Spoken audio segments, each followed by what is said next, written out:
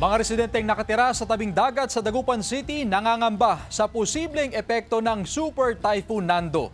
Nakatutok live si Jasmine Gabriel Galban. Jasmine?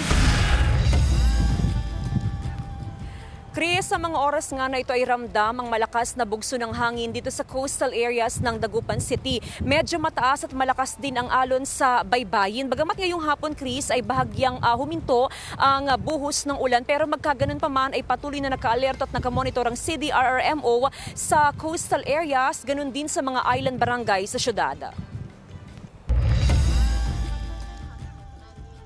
Maghapong pinakikiramdaman ni Aling Emma ang lagay ng panahon sa kanilang lugar sa Sitio Korea, Bunuan, Binloc, Dagupan City.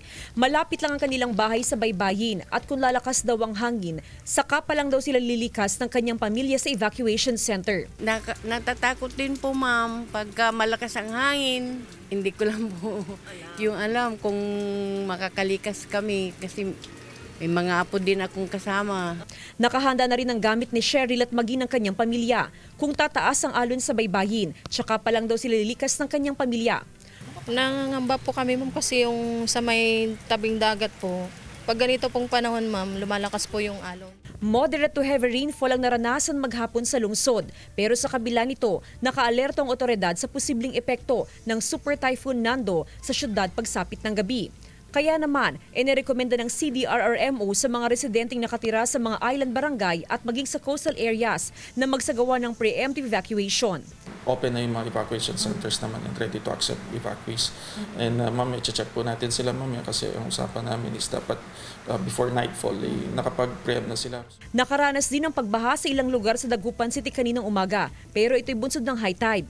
As of 2 p.m. ay nasa normal level ang antas ng Pantal Sinukalan River.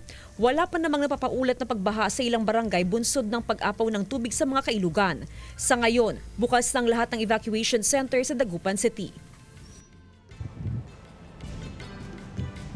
Chris, dahil na nga rin sa may kataasan at kalakasan ang alon sa baybayin ay mahigpit na ipinapatupad ng lokal na pamahalaan yung no swimming at no fishing policy. Actually, may mga nakabantay na Coast Guard sa baybayin para matiyak na walang mga mangingisdang papalaot sa baybayin. At meron din mga nakabantay na personnel mula sa Tondaligan Park para matiyak na hindi maliligo yung mga turista na nagtutungo sa may Tondaligan Beach. Chris? Maraming salamat, Jasmine Gabriel Galban.